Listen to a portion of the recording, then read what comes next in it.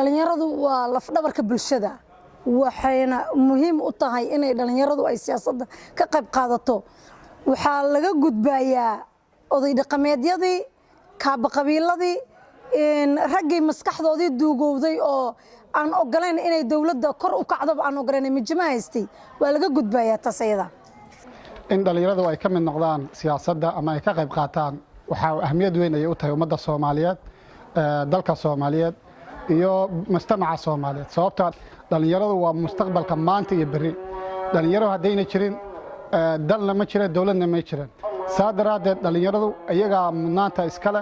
waana muhiim inay qayb ka noqdaan siyaasadda iyo go'aanka gaarista dalka dhalinyarada kale oo iyaga la midka ah ee doorka ku jira ee baabiinaya dadkoodii kuwa dawladooda la joogaan inay xilalka siyaasadda xildhibaanada wasiirada ay ka mid noqdaan kuwaas ay tusaale u yihiin anigu waxaan jeclaan lahaa dhalinyarada in dhammaan madaxweynaha inta ka hooseyso ay dhammaan noqdaan wada dhalinyaro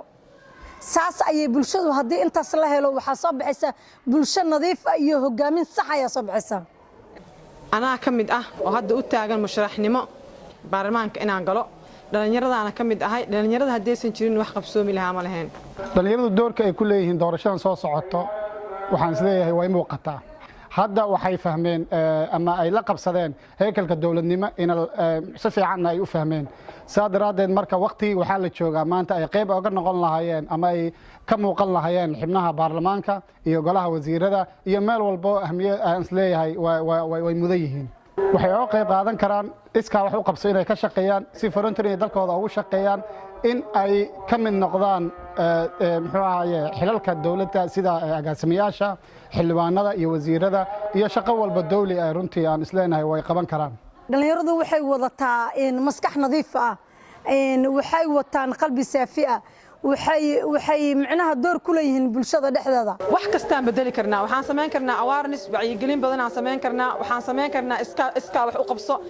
maanta waxaan jeclaanayn in codkeena la tixgeliyo oo codkeena la ixtiraamo waxay soo saarayaan jiil ayagoo kala ah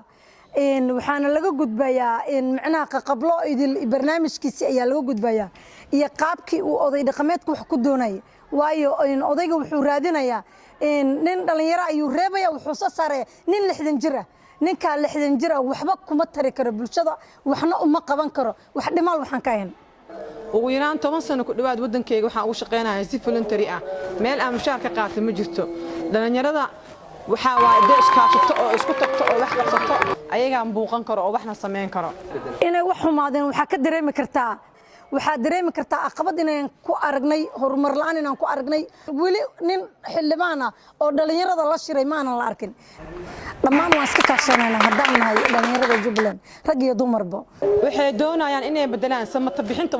wadankan wuxuu soo maray burbur badan talada dalka lama siinin dhalinyarada maanta waxaan u taaganahay in talada dalka Jubbaland in la ka siiyo cod inaan u adeegno bulshadeena anagoo isxilqaanay oo u taagan inaan u adeegno bulshadeena doorashooyinkii hore waxay ahaan lahaayeenba maanta waxaan isleeyahay guul bay ahaayeen inay qabsoomaan siday ku qabsoomayeenna waxa weeyaan si wanaagsan baan u arkaa maadaama qayb ay ka ahayeen kolkii horeba dhalinyarada aniga sanadihii hore toole wixii qaldamay waxaa ka mid ah in baarlamaanka hore ay ku jireen 3 gabdhood waxaan jeclaan lahaa Jubbaland inay ka soo baxaan gabdho intaas ka badan